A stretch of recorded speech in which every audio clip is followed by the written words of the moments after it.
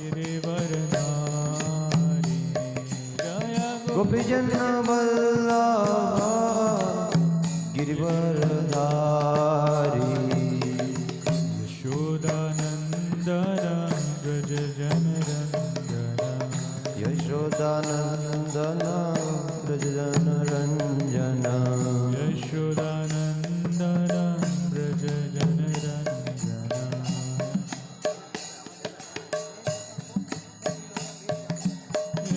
यशोदानंदन व्रज जनरंजन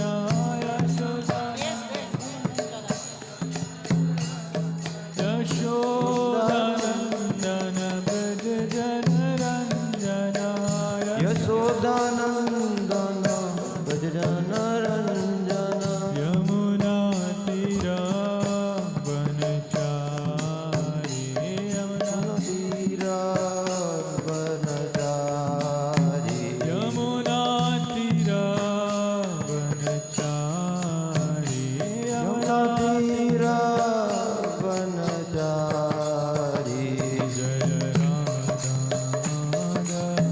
हरि बोल कुंज विहारी जय राधा माधव कुंज बिहारी माधव कुंज विहारी माधव कुंज बिहारी हरे कृष्णा कृष्णा कृष्णा हरे हरे हरे राम राम राम हरे हरे हरे कृष्णा कृष्ण कृष्ण हरे हरे हरे राम राम राम हरे हरे जय प्रभुपाद जय प्रभुपाद जय प्रभुपाद प्रभुपाद जय प्रभुपाद जय प्रभुपद जय प्रभुपद प्रभुपद जय प्रभुपद जय गौर हरि बोल हरि बोल हरि बोल हरि बोल हरि बोल निताय गौर हरि बोल हरि बोल हरि बोल हरि बोल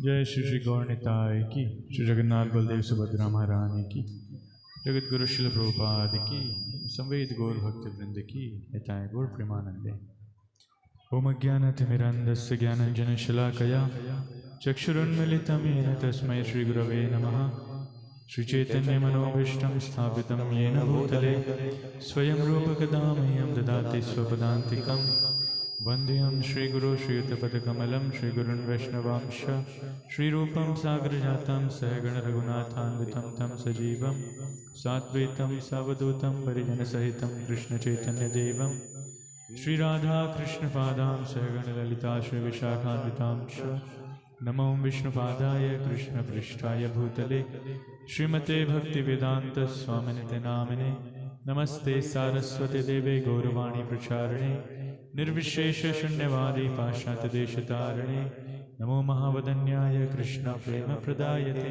कृष्णाय कृष्णचैतन्यनाम्ने गौरत्विषे नमः हे कृष्ण करुणा सिंधु दीनबंधु जगत्पते गोपेश गोपिका कांत राधा कांत नमस्तुते तप्त कांचन गौरांगी राधे वृंदावनेश्वरी वृषभानुसुते देवी प्रणमामि हरिप्रिये वाञ्छाकल्पतरुभ्यश्च कृपा सिन्धुभ्य एव च पतितानां पावनेभ्यो वैष्णवेभ्यो नमो नमः।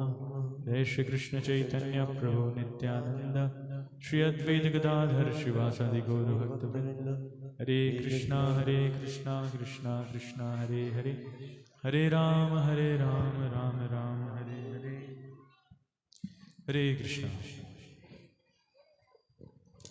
तो आप सबका बहुत बहुत धन्यवाद।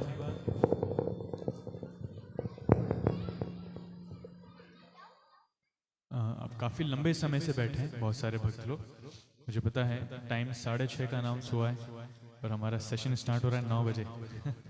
इट्स क्वाइट लेट, बहुत ज़्यादा लेट है, लेकिन फिर भी भक्त लोग बहुत शांति से, प्रेम से, उत्साह से बैठे हैं, इसलिए आप सबका बहुत बहुत धन्यवाद।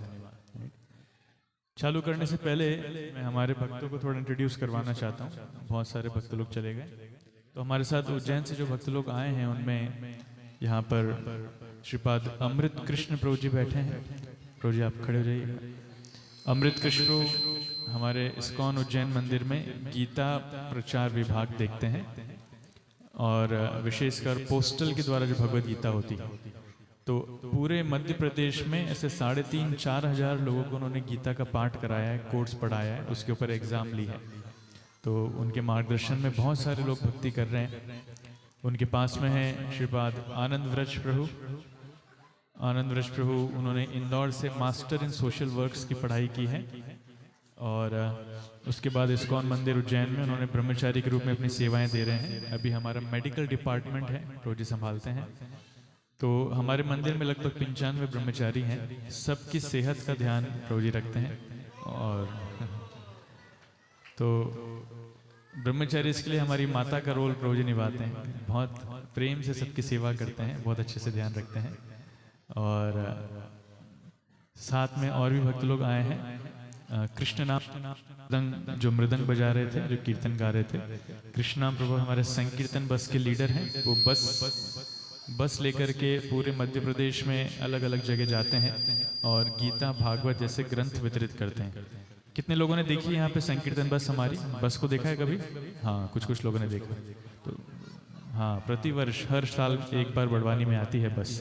तो कृष्ण नाम प्रभु लेकर के आते हैं। बहुत वरिष्ठ भक्त हैं मध्य प्रदेश में, सब लोग उनको जानते हैं प्रायः। उनके पास में जो भक्त थे, जो मेरे बगल में बैठे थे, वो नीलकंठेश्वर प्रभु, वो भी हमारे संकीर्तन भक्त हुआ करते थे। संकीर्तन बस में रह करके प्रचार करते थे वो। अभी उन्होंने उनकी एक नई सेवा है, गांव-गांव में जाकर के कृष्ण बलराम को रथ पर स्थापित करके उस रथ को लेकर के गांव-गांव में रथ यात्रा निकालते हैं और ऐसे गांव-गांव में जाकर के प्रचार करते हैं। तो वो और उनके साथी निताई जीवन प्रभु दोनों मिलकर के बहुत अच्छी सेवा कर रहे हैं और उनका लक्ष्य है कि हमारे मध्य प्रदेश में 55,000 गांव हैं, तो जितनी जल्दी हो सके सारे गांवों को पूरा करना है कृष्ण भक्ति के प्रचार में, वो उनका लक्ष्य है। साथ में दामोदर प्रभु हमारे यहाँ पर हैं। दामोदर प्रभु खड़े हो जाओ। दामोदर प्रभु हमारे मंदिर में एक गौशाला है जिसमें लगभग 130 गाय हैं, तो उन गाय की सेवा करते हैं। अरे वो तो बहुत प्रेम से प्रभु जी सेवा करते हैं। ये सब के सब बहुत ही महान भक्त लोग हैं। इस युवावस्था में अपना जीवन भगवान को दे देना ये कोई साधारण बात नहीं है, तो इन्होंने ही किया है। साथ में एक और महान भक्त बैठे हैं, अभिराम कृष्ण प्रभु। अभिराम कृष्ण प्रभु बड़वानी के पास में एक छोटा सा गांव है अंजड़ के हैं वो, और ये भी हमारे गुरु महाराज के द्वारा दीक्षित हैं। हम सब साथ में रह कर के पढ़ाई किए और अभी प्रभु जी यहाँ पे बड़वानी में जॉब करते हैं, टीचर हैं, कॉलेज में पढ़ाते हैं। और उनकी धर्मपत्नी, उनका बेटा भी यहाँ पर है और काफ़ी योगदान करते हैं प्रचार में। और मैं आप सबकी सेवा में यहाँ पर हूँ। आपको थोड़ा समय मुझे सहन करना पड़ेगा सुनने के लिए। आवाज़ क्लियर है? सबको समझ में आ रहा है? ठीक है। तो आज हम एक विशेष उत्सव मनाने जा रहे हैं। आज हम मनाने जा रहे हैं गौर पूर्णिमा। गौर पूर्णिमा महामहोत्सव की। साधारणतः लोग गौर पूर्णिमा को जानते नहीं। लोग क्या जानते हैं? होली का उत्सव जानते हैं, राइट? होली सबने खेली है, लेकिन गौर पूर्णिमा से लोगों को ज़्यादा परिचित नहीं है। तो थोड़ा होली के विषय में भी हम चर्चा करेंगे और फिर गौर पूर्णिमा के विषय में आएंगे। देखिए, भगवान कृष्ण और श्रीमती राधा रानी ये लोग वृंदावन में आए। वृंदावन में आकर के उन्होंने अपनी बहुत महान लीलाएं करी, राइट? तो कृष्ण के आने का उद्देश्य होता है कि भगवान इतनी मधुर लीलाएं करते हैं जिससे सबको आकर्षित कर पाए, राइट? भगवान के साथ 5 प्रकार के लीला के रस होते हैं। कोई भी व्यक्ति भगवान के साथ 5 प्रकार से संबंध बना सकता है। उनको कहते हैं शांत रस, दास्य रस, साख्य रस, वात्सल्य रस और माधुर्य रस। राइट, ये 5 प्रकार के रस होते हैं जिससे एक जीव कृष्ण के साथ आदान प्रदान कर सकता है, व्यवहार कर सकता है। राइट, शांत रस मतलब जैसे वृंदावन में पेड़ पौधे हैं, नदी है, पहाड़ हैं, ये सब शांत रस में रहते हैं। भगवान इनको भी बहुत पसंद करते हैं। जितने वृंदावन के पेड़ हैं ये कोई साधारण पेड़ नहीं है, जितने वृंदावन के पर्वत हैं कोई साधारण पर्वत नहीं है, ये भगवान के महान भक्त हैं। तब जाकर के उनको कृष्ण का सानिध्य प्राप्त हो रहा है, कृष्ण की लीला दर्शन करने का सानिध्य प्राप्त हो रहा है। श्रीमद् भागवतम में वर्णन आता है कि जब कृष्ण और बलराम चलते थे तब पेड़ झुक झुक के अपनी टालियाँ झुका झुका के उनको फल देते थे, फूल देते थे, उनके चरणों में अर्पित करते थे, ऐसे झुका झुका करके पेड़। तो ये पेड़ भी प्रयास करते हैं किस प्रकार कृष्ण बलराम की सेवा कर पाए। कौन कौन भगवान की सेवा करना चाहता है? हाँ, वेरी गुड, तो ध्यान से सुनिएगा कैसे सेवा कर सकते हैं। राइट, तो एक होता है शांत रस, शांत भाव में रहते हैं लेकिन भगवान की सेवा करते हैं।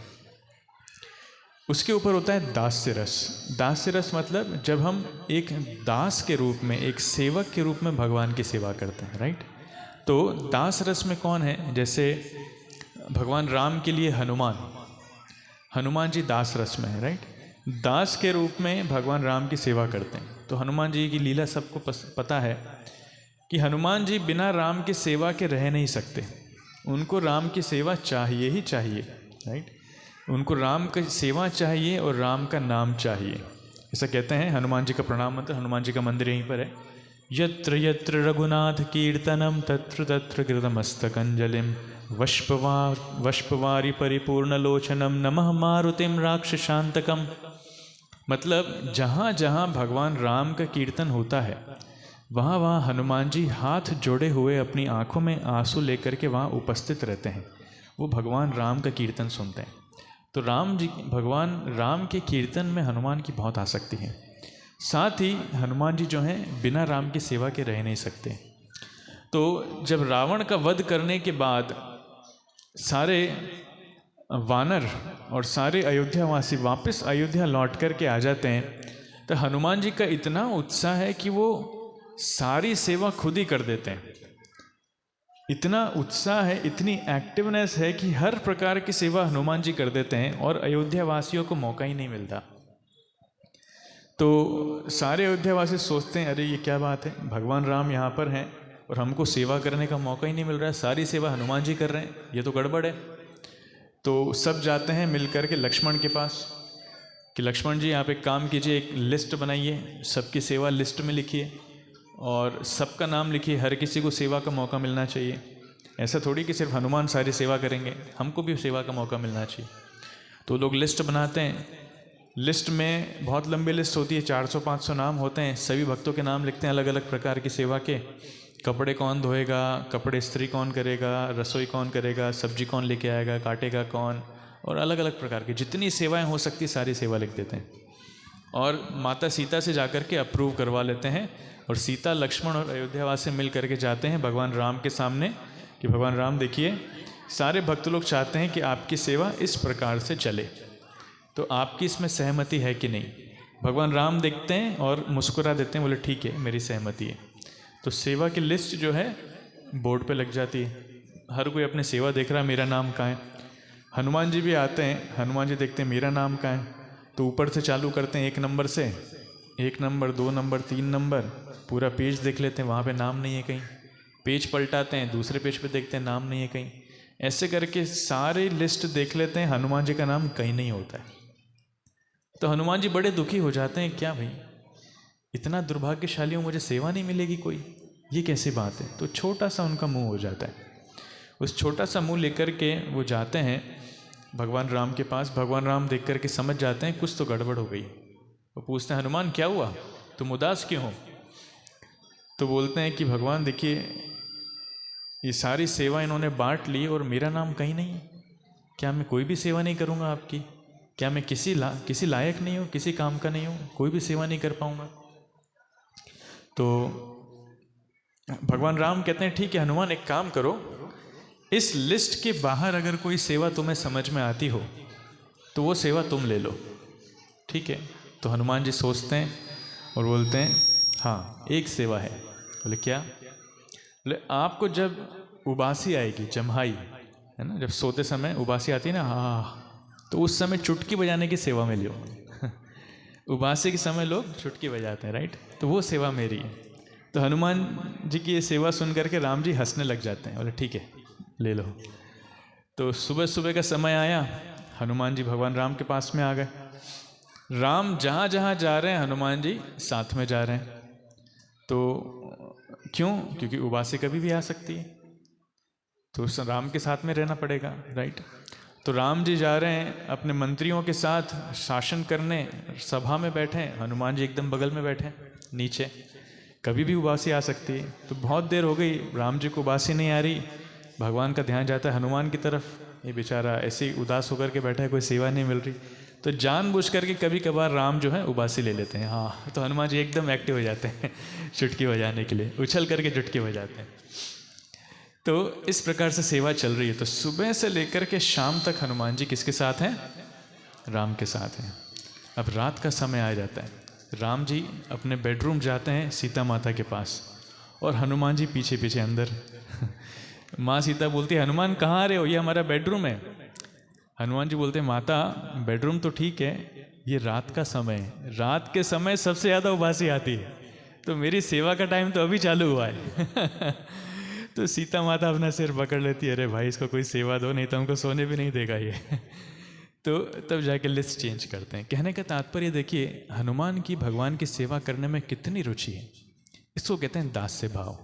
जब एक भक्त भगवान की सेवा करने के लिए सब कुछ करना चाहता है, वो होता है दास्य भाव, राइट। ऐसे ही वृंदावन में बहुत सारे भक्त लोग हैं जो कृष्ण की दास के रूप में सेवा करना चाहते हैं, राइट। इसके ऊपर होता है साख्य भाव। साख्य मतलब मित्र के रूप में, जब हम भगवान की सेवा मित्र के रूप में करते हैं। जैसे कृष्ण के मित्र रूप में आते हैं उद्धव, उद्धव भगवान के मित्र हैं, अर्जुन भगवान के मित्र हैं। जब कृष्ण छोटे थे, वृंदावन में थे, तो जितने ग्वाल बाल थे वो सब भगवान के मित्र हैं, राइट। तो भगवान अपने मित्रों के साथ कैसे खेलते हैं? गाय चराते हैं, पिकनिक पे जाते हैं, खाते हैं, मस्ती करते हैं, छुपन छुपाई खेलते हैं। तो इस प्रकार बहुत सारी लीलाएं अपने मित्रों के साथ करते हैं, राइट। ये होता है साख्य भाव। इसके ऊपर होता है वात्सल्य भाव। भगवान को अपना बेटा मानकर के जब कोई भक्त माता या पिता के रूप में उनकी सेवा करता है, उसको कहते हैं वात्सल्य भाव। जैसे नंद महाराज और यशोदा ने किया, राइट। तो यशोदा कृष्ण को अपना बेटा देख करके उनकी बहुत सेवा करती थी, उनको स्नान कराती थी, उनको कपड़े पहनाती थी, उनको सजाती थी, उनके लिए खाना बनाती थी, उनको अपने हाथों से खिलाती थी। जब कृष्ण छोटे थे तो लोरी गा करके सुलाती थी। तो ये जितनी सेवा है ये वात्सल्य भाव में आती। उसी प्रकार से नंद बाबा कृष्ण के साथ खेलते हैं, कृष्ण को आदेश देते हैं, कृष्ण को शासन करते हैं, उनको शिक्षाएं देते हैं, राइट। ये सारी सेवाएं वात्सल्य भाव में आती हैं। और आखिरी होता है माधुर्य भाव। माधुर्य भाव मतलब जब भगवान का संबंध अपनी रानियों से जिस प्रकार होता है, जैसे पति पत्नी का संबंध होता है, वो माधुर्य भाव है। राधा रानी गोपियों का संबंध जो